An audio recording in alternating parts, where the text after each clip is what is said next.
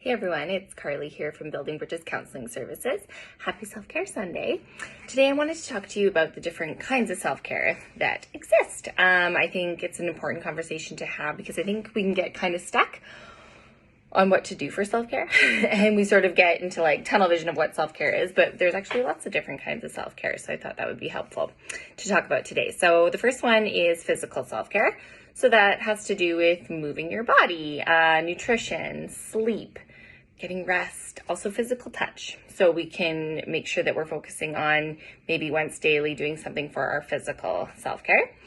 Then there is psychological self-care. So that has to do with intrinsic motivation, mindfulness, creativity.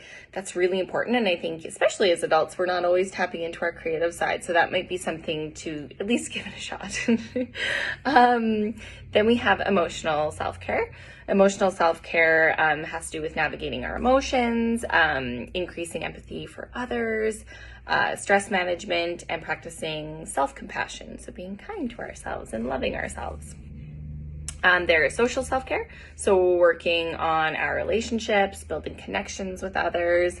I think especially right now, when we're self-isolating and things like that and maintaining distance, it can feel really hard to socialize and to be social the way we're used to. So that might be a really important one to focus on these days.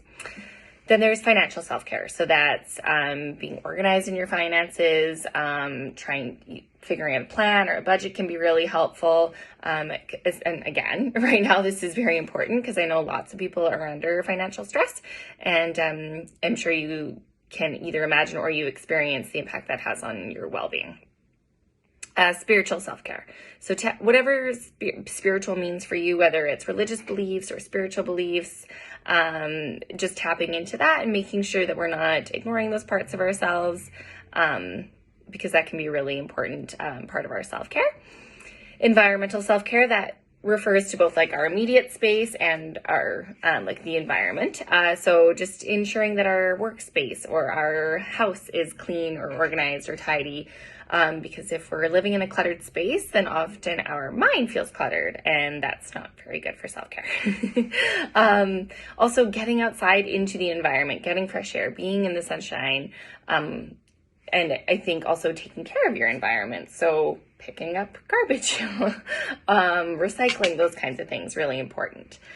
And the last one is professional self-care. So we all have strengths, we all have abilities. It's really about sharing those with others, and leaning into our competencies so that we can feel accomplished and feel like we're making a difference in our lives, but also the lives of other people. So those are some of the different areas of self-care. So, you can use them however you would like. One thing I thought might be interesting is maybe each day of the week, pick a different type of self-care to engage in. And then that way, by the end of the week, you'll feel very, very well taken care of. But you can do it whatever way works best for you. Also, if you have any other ideas about different types of self-care, please feel free to comment on this post. I'll quickly do a little self-care roulette. Okay, this one's kind of cool. It says make a family tree. So trace your roots back to your beginnings. Discovering where you came from can give you great insight to who you are now. That's kind of cool. I have a big family, so that should be a lot of work. So give it a try if you want, or also let us know if you have any other ideas for self-care. Other than that, have a great week. Take care of yourselves, and we'll see you next Sunday. Bye, guys.